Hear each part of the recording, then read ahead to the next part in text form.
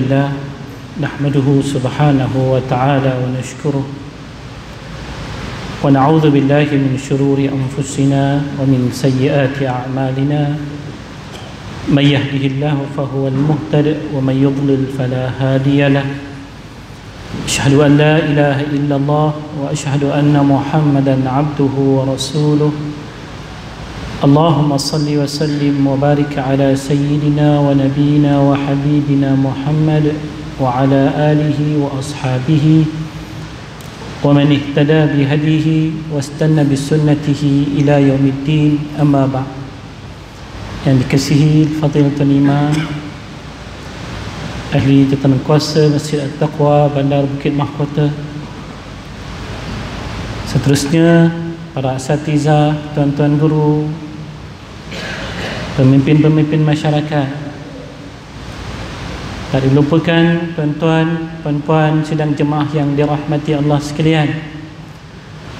Alhamdulillah, syukur kepada Allah Azza wa Jalla yang memberikan kesempatan untuk saya bertemu kali yang pertama dengan tuan-tuan dalam rumah Allah Ta'ala yang saya difahamkan baru sahaja siap dibina dan baru sahaja mula dapat digunakan untuk beberapa ketika ini.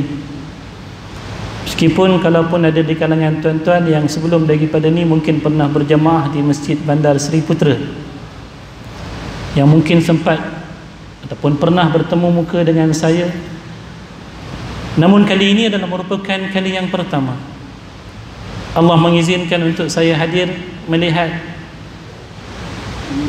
keadaan rumah Allah Ta'ala yang diimarahkan oleh tuan-tuan ini, serta berharap mudah-mudahan Allah terus mencampakkan keberkatan di dalamnya agar ia akan terus berada dalam keadaan yang baik dan berterusan kebaikan tersebut bertambah daripada masa ke semasa. Malam ini, kalau ikut permintaan masjidnya, nak diadakan tajuk khusus yang tertentu supaya dapat diadakan kuliah yang berterusan. Tetapi saya mohon untuk malam yang pertama, biarlah malam sua muka ini, malam bertentang mata ini tidaklah terlalu berat untuk kita bawakan perbincangannya. Namun tetap kita mengharapkan kebaikan apa yang kita nantikan isyak padanya, selain daripada kita mendapat pahala seperti mana kita mengerjakan salat, sekalipun dalam keadaan kita mendengar akan ilmu di sini, seperti mana yang disebutkan dalam sabda Nabi sallallahu alaihi wasallam berkenaan tentang ganjaran mereka yang menanti salat selepas salat yang berikutnya, keadaan mereka itu seumpama mengerjakan salat biarpun mereka tidak mendirikan akannya. Tuan-tuan yang saya kasih kerana Allah, suka saya mulakan kuliah malam ini dengan saya kemukakan soalan kepada tuan-tuan. Adakah tuan-tuan suka ataupun sebaliknya, andai kata dipanjangkan usianya oleh Allah, tuan-tuan suka ke tidak? Ada yang kata tak suka lah Ustaz, kalau boleh nak mati cepat. Saya yakin rata-rata daripada kita suka kalau dipanjangkan lagi usianya oleh Allah. Tetapi soalannya, daripada soalan yang pertama, adakah tuan-tuan meyakini pada panjangnya usia yang telah dikurniakan oleh Allah Ta'ala hasil daripada kesukaan tuan-tuan ini benar-benar akan menghasilkan kebaikan ataupun sebaliknya? Dalam bahasa tajuknya, panjang usia baik ataupun buruk. Tuan-tuan yang saya kasih kerana Allah, pastilah kalau melihat kepada jawapan yang pertama yang diberikan oleh tuan-tuan dan juga puan-puan tadi, rata-rata saya lihat tersenyum dalam memberikan jawapan suka. Ia pasti seolah-olah tuan-tuan menyatakan ianya adalah baik. Tetapi untuk permulaan malam ini, saya nak bawakan satu perspektif yang baru terhadap panjang usia ini yang dilihat buruk sebenarnya. Ustaz, buruk Ustaz? Ya. Dan buruk ini bukan daripada ungkapan saya. Saya tidak katakan ia buruk. Saya tidak meneka ianya buruk, tetapi saya datangkan keterangan-keterangan yang dibawa oleh Allah dan juga Rasulnya. Siapa yang ada mushaf, boleh capai mushaf, follow apa yang saya sebutkan ini. Kalau salah, tuan-tuan betulkan. Bermula daripada yang pertamanya, bagaimana sebutan Allah terhadap panjang usia ini boleh membawa kepada konotasi yang buruk. Bermula daripada petunjuk yang disediakan untuk kita daripada surah Ali Imran ayat 178. Ayat 178 surah Ali Imran. Tuan-tuan perhatikan, puan-puan juga perhatikan. Apa kata Allah? Allah menyebutkan, وَلَا يَحْسَبَنَّ الَّذِينَ كَفَرُوا أَنَّمَا نُمْلِي لَهُمْ خَيْرٌ لِأَنفُسِهِمْ إِنَّمَا نُمْلِي لَهُمْ لِيَزْدَادُوا إِثْمًا وَلَهُمْ عَذَابٌ مُهِينٌ. Ini kata Allah, bukan kata saya, tetapi kita ambil untuk kita lihat bagaimana yang dikatakan panjang umur boleh membawa konotasi yang buruk. Allah kata, janganlah sama sekali orang-orang kafir itu menyangka bahawasanya kami panjangkan usia mereka itu ianya baik untuk mereka. Jawabnya, ia buruk. Kenapa ia buruk?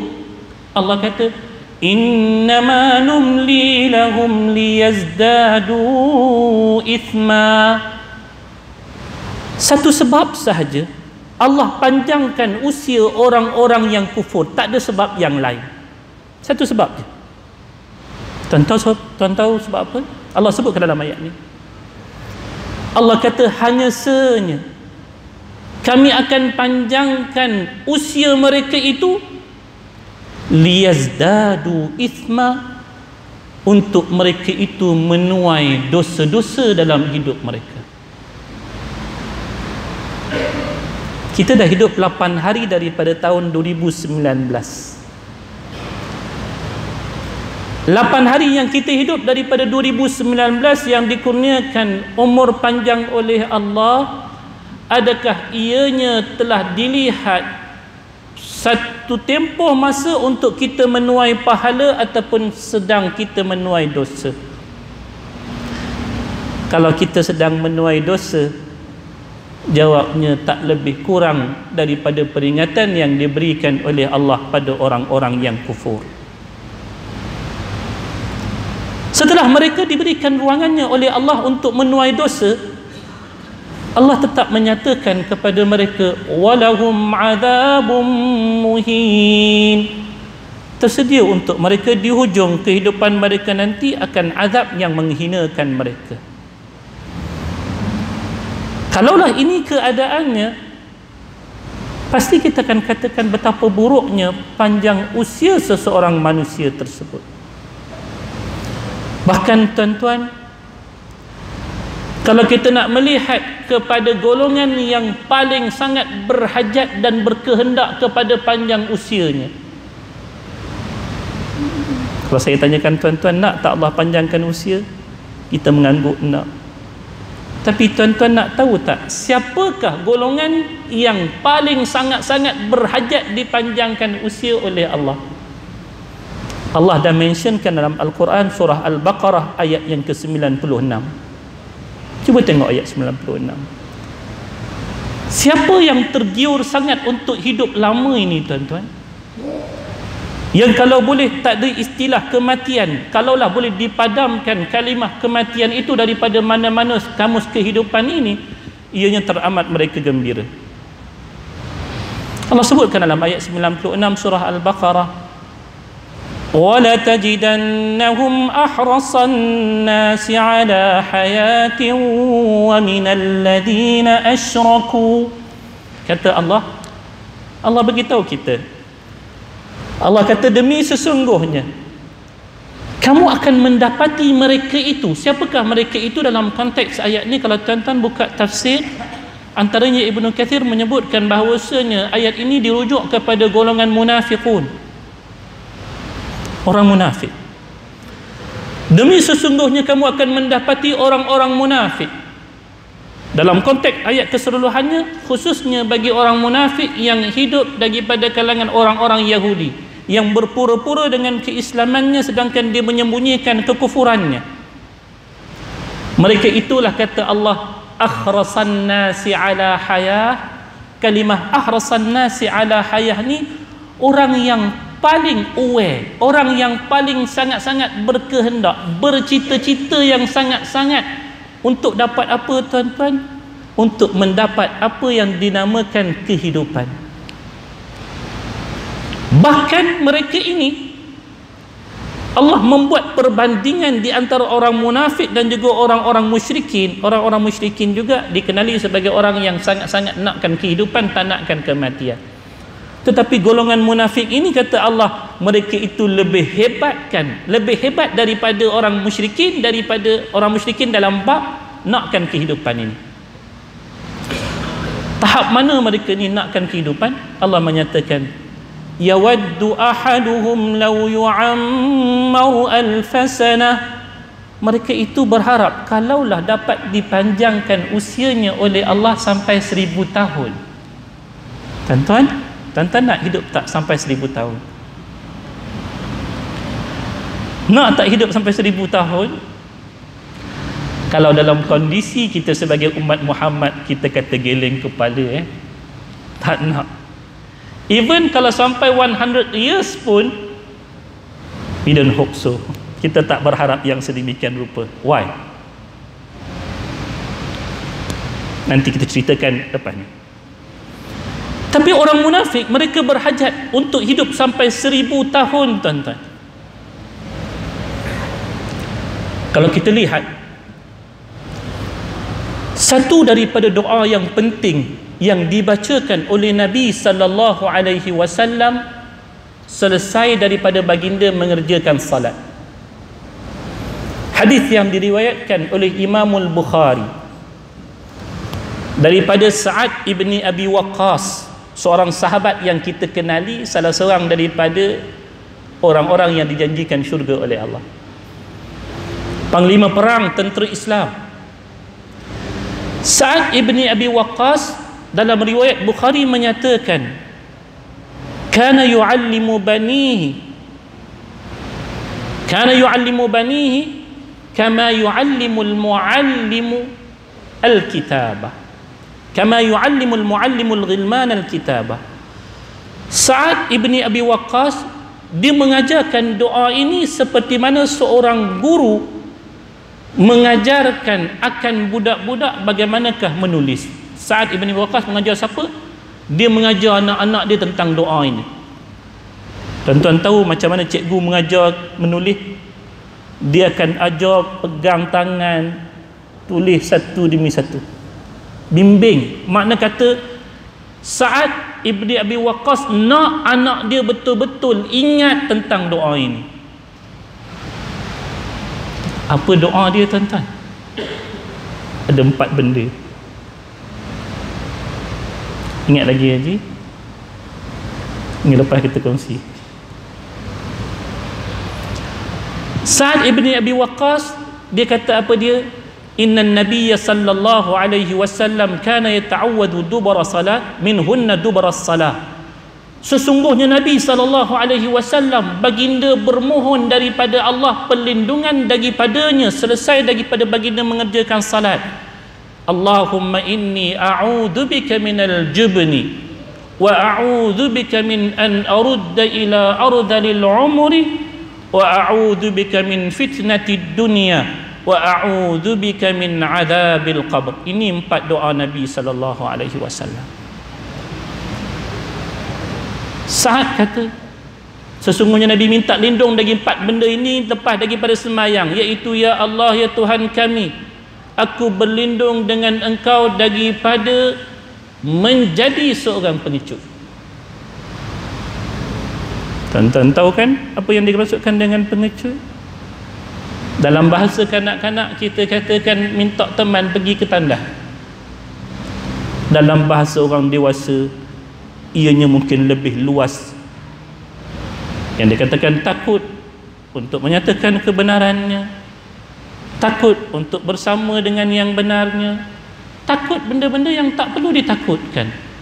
Benda inilah yang diminta lindung yang pertamanya oleh Nabi sallallahu alaihi wasallam.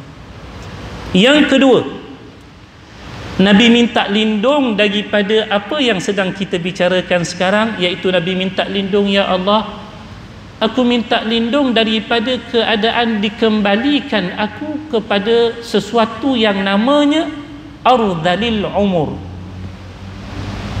Apa dia ardhalil umur ini, tuan-tuan?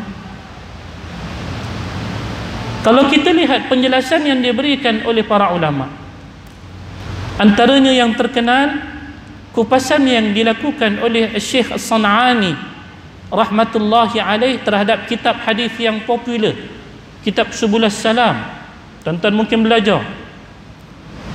Kata Imam San'ani, dia kata ayya'ud ar-rajulu ila al-harami wal kharaf. Yang dikatakan ardhalil umur ini yang Nabi minta lindung, jangan supaya Allah kembalikan seseorang itu kepada keadaan tua yang bersangatan. Depan saya ni alhamdulillah banyak yang veteran, nak sebut tua kecil hati pula nanti kan. Ramai yang veteran, senior, super senior. Tapi saya yakin keadaan tuan-tuan yang di hadapan saya ni bukan lagi sampai peringkat al-haram. Maksudnya al-haram ni apa dia? Hilang segala upaya kita. Nak berjalan dah tak boleh, nak melangkah dah tak boleh, nak makan pun orang suap, nak buat apa pun tak boleh. Yang kita cuma boleh bernapas terbaring kaku, hanya mengharap ihsan orang lain. Ini Nabi minta lindung daripada Allah tiba saat tersebut pada diri kita. Kalau ditanyakan pada kita, nak tak hidup 1000 tahun? Pakat semua kata nak. Tapi nak tak hidup 1000 tahun terbaring? Tak boleh buat apa-apa. Pakat semua kata geleng kepala. Nampak? Ini yang Nabi minta lindung. Kita pun duk sebut peringatan untuk diri kita. Bila sampai kepada tanggungjawab seorang anak kepada ibu dan ayah, apa pun keadaan ibu dan ayah dia, dia kena servis, dia kena serve, dia kena bagi perkhidmatan. Makna kata kena bantu atas nama ihsan yang wajib ke atas seorang anak pada ibu ayah. Mak ayah dia tak larat berjalan ke, stroke ke apa, itu tanggungjawab dia. Kita pun sebagai anak, kalau dapat mak ayah macam tu, jangan komplain banyak. Jangan kata Nabi doa macam ni, bapak minta cepat doa mati sikit. No, na'udzubillahi min dzalik. Itu termasuk dalam perkara menyakiti mereka. Tetapi untuk diri kita sendiri, kita kena minta sangat-sangat daripada Allah. Andai kata tibalah waktu tersebut, mudah-mudahan Allah telah pun menjemput kita kembali kepada Dia, supaya tak ada siapa yang kita akan susahkan, takkan ada apa-apa yang kita akan tinggalkan. Maksudnya tinggalkan daripada sudut amal ibadah. Orang lain boleh puasa, kita cuma boleh tengok je lah, tak boleh buat apa dah. Nak sembahyang sesempurna orang lain pun dah tak boleh. Apa yang boleh cuma isyarat mata dan sebagainya. Kalau inilah keadaannya, kita katakan apa yang diminta lindung oleh Nabi SAW itu adalah merupakan satu benda yang benar. Hadis ini merupakan hadis yang sahih yang diriwayatkan oleh Imam Al-Bukhari. Dan disebutkan juga oleh Imam San'ani yang dikatakan ardhalil umur ini bila mana kita kata seseorang itu sampai kepada had usia, hilangnya akalnya seperti mana, jadi kembali seperti mana kanak-kanak. Cukup ya Allah. Selama mana akal kita ada, kita masih lagi berfikir, mampu berfikir dengan baik, mengurus diri dengan elok, kira-kiranya itulah cukup untuk usia kita hidup di atas muka bumi. Apa yang selebihnya kita minta daripada Allah agar kita dapat bersemadi dalam rahmat dan juga keampunan daripada Dia. Nabi minta yang kedua. Yang ketiga, Nabi minta supaya Allah lindung daripada fitnah dunia. Daripada masa ke semasa kita tahu apa yang dilihat daripada dunia ini seolah-olah lebih luas. Mata kita nampak dunia makin besar, sedangkan kita sedang menuju kepada dunia yang sempit, iaitu kubur. Setiap kali kita melihat dunia yang makin luas inilah, disitulah peluang untuk kita terfitnah dengannya. Seperti mana kalau tuan-tuan buka dalam Kitabul Fitan, kitab Sahih Bukhari, tuan-tuan buka Kitabul Fitan. Hadis yang pertama, Nabi SAW menyebutkan, wallahi inni la akhsha alaikumul faqr walakinnani akhsha an tubsata alaikumud dunya kama busitat ala alladhina min qablikum fa ahlakatkum kama ahlaku, atau kama qala. Nabi SAW menyatakan dalam hadis yang pertama dalam Kitabul Fitan ini, Nabi kata, demi Allah, aku tak takut kamu sekalian menjadi orang fakir, jadi orang susah. Nabi tak takut.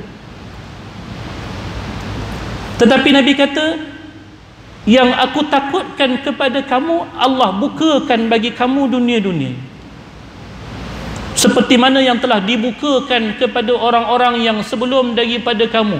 Antara contoh dalam Al-Quran yang paling besar, tuan-tuan buka daripada surah Sabah. Allah ceritakan tentang kaum Sabah yang Allah berikan kepada mereka itu kehidupan seolah-olah syurga di kiri dan kanan mereka. Syurga ini maksudnya kebun, sumber kehidupan yang sangat-sangat mewah Allah bagikan kepada mereka. Tapi akhirnya kata Nabi, dengan keluasan dunia yang diberikan oleh Allah Ta'ala inilah, akhirnya itulah yang akan membinasakan kamu seperti mana telah dibinasakan orang sebelum daripada kamu. Nabi minta lindung. Dan bila kita tahu kalimah fitnah, dia beza daripada bala. Dalam istilah-istilah azab ini, dia ada bala, dia ada ibtila, dia ada fitnah. Apa dia bala? Bala Tuhan turunkan bagi orang yang ingkar. Ibtila ni Tuhan turunkan untuk orang yang dia sayang, yang dia nak uji untuk diangkat darjatnya. Tetapi fitnah ini adalah merupakan satu ujian yang mana ianya tidak akan mengenal sesiapa. Sama ada yang sedang duduk di hadapan ini, ataupun yang sedang duduk di bawah, ataupun yang sedang berada di sana. Takkan ada sesiapa pun yang akan terselamat daripadanya, melainkan sesiapa yang dirahmati oleh Allah dengannya. Dan dalam itulah kita kena selalu minta doa pada Allah supaya Allah lindung kita daripada fitnah dunia. Siapa yang kena dengan fitnah, maka ia bukan satu keadaan yang mudah untuk dia melepaskan diri daripadanya. Dan kita tahu fitnah yang paling besar ialah fitnah Dajjal. Wala'iyadzubillah. Dan yang keempat, Nabi minta lindung daripada apa, tuan-tuan? Nabi minta lindung daripada azab kubur. Inilah yang diminta Nabi SAW perlindungan daripada Allah ke atasnya. Sedangkan orang munafik, mereka minta, kalau boleh hidupkan kami 1000 tahun. Lalu Allah tutup ayat 96 tadi, Allah kata, wa ma huwa bimuzahzihihi minal azabi ay yu'ammar. Tidaklah yang dikatakan panjang usia itu tadi dapat menyelamatkan mereka daripada azab api neraka Allah, seandainya mereka itu tetap dipanjangkan usia seperti mana yang dikehendaki. Kalau saya tanyakan kepada tiap-tiap tuan-tuan depan saya, agak-agak berapa tahun nak hidup?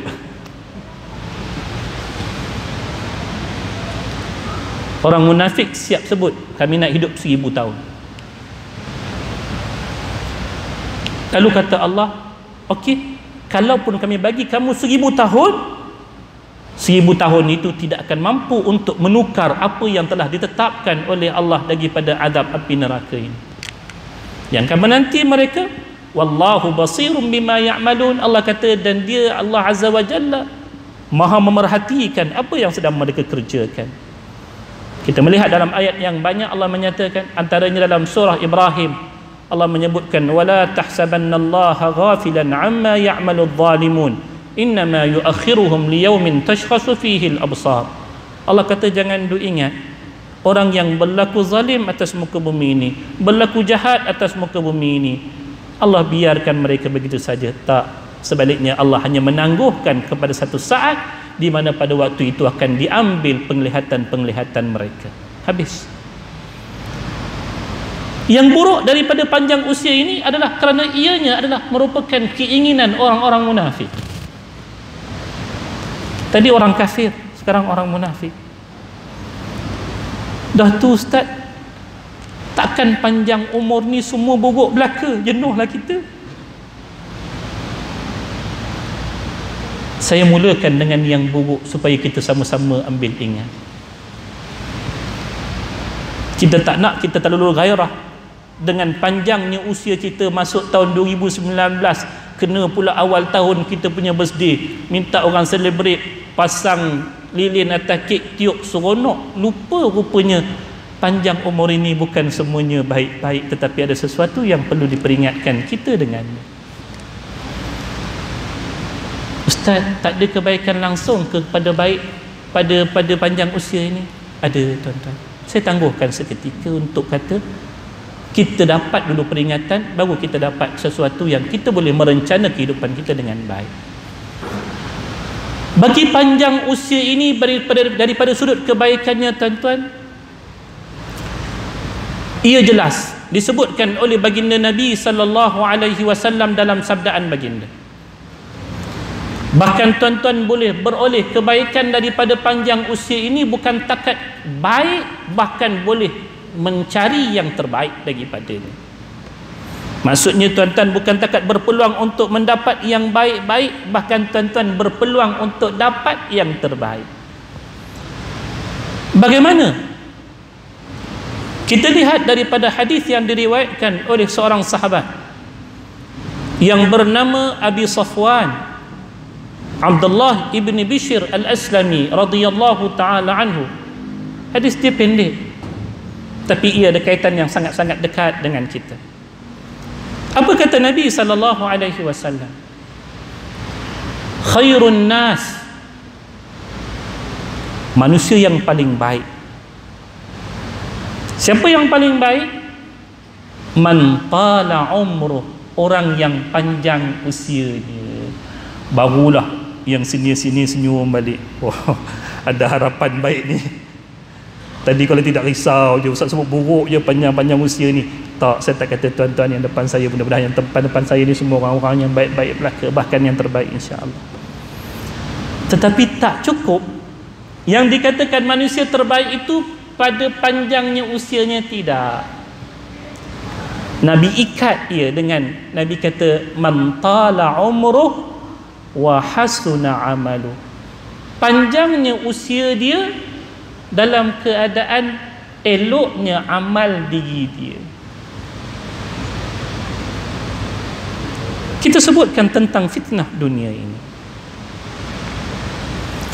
Daripada fitnah dunia inilah yang kita tahu, lagi lama kita hidup, lagi luas yang kita nampak, lagi banyak keinginan-keinginan yang kita inginkan daripada kehendak-kehendak yang memungkinkan kita terpesong daripada. Lantaran itulah Nabi SAW memberikan ingatan sekali lagi kepada kita berkenaan tentang mereka yang dipanjangkan usianya oleh Allah. Daripada panjangnya usia mereka itu, mereka tidak terpengaruh dengan dunia yang diluaskan oleh Allah ke atas diri mereka. Sebaliknya mereka fokus untuk terus menjadi yang terbaik dengan jalan memperelokkan amal mereka daripada masa ke semasa, seperti mana yang telah kita lihat daripada perjalanan kehidupan masing-masing. Daripada seawal usia kanak-kanak kita menunaikan salat serta kefarduan-kefarduan mengikut kemampuan kita. Bila mana berganjaknya usia kita daripada masa ke semasa, kita dapat melihat bagaimana proses pembaikan itu berlaku dengan jalan ilmunya, dengan jalan istiqamahnya, dengan jalan berjamaahnya. Semua jalan untuk memperelokkan amal ibadat kita buat. Tetapi bagaimana untuk mengekalkan keadaan tersebut sehinggalah daripada masa ke semasa yang diperpanjangkan usianya oleh Allah, ianya akan tetap mengekalkan kondisi diri kita dalam keadaan amal yang terbaik. Ini yang kita nak capai malam ini, tuan-tuan. Panjang usia, alhamdulillah semua dah dapat. Kalau tak panjang usia, saya ziarah tuan-tuan ataupun tuan-tuan ziarah saya di perkuburan. Semua dah dapat. Tetapi yang kita belum tentu dapat, macam mana nak beroleh panjangnya usia dalam keadaan amal itu ialah amal yang terbaik. Tuan-tuan, syukurnya kita sebagai umat Islam, Allah Azza wa Jalla membekalkan kita panduan bagaimana untuk berhadapan dengan kehidupan yang kita sendiri tidak mengetahui bagaimanakah ia pada masa hadapannya. Tetapi panduan itu disediakan untuk kita. Daripada mana? Daripada ayat-ayat Al-Quran, daripada hadis-hadis Nabi sallallahu alaihi wasallam. Justru kalau kita nak lihat bagaimana nak dapatkan kehidupan yang panjang umur, baiknya amalan, masing-masing tidak boleh meletakkan pada sekadar emosi hatinya. Aku rasa kalau nak jadi baik macam ni lah, aku rasa macam ni lah. Tak. Rasa-rasa ini kadang-kadang boleh membawa kita kepada sesuatu yang lain daripadanya.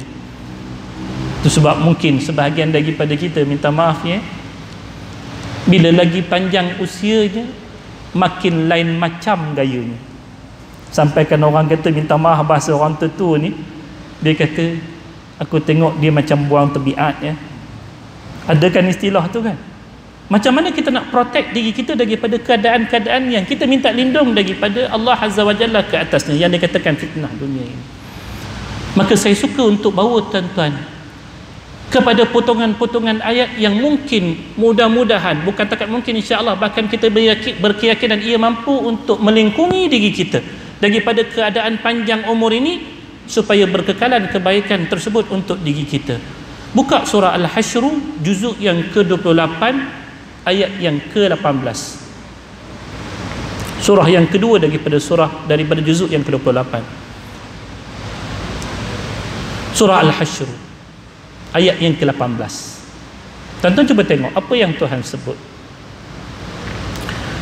Orang yang panjang usianya dalam keadaan dia berharap mudah-mudahan eloknya amalan dia, dia kena ada minda seperti mana yang telah diset up oleh Allah Azza wa Jalla ini. Apa yang Allah set upkan untuk kita? Allah kata, ya ayyuhalladzina amanu taqullah. Wahai orang beriman, wahai orang yang beriman. Sekarang kita yakin hidup kita adalah hidup mudah-mudahan dipenuhi dengan sinaran keimanan daripada Allah. Tetapi adakah terhenti setakat percaya kita? Tak. Kita kena do something. Apa dia? Ittaqullah. Orang yang panjang usia, kalau dia tidak ada takwa kepada Allah,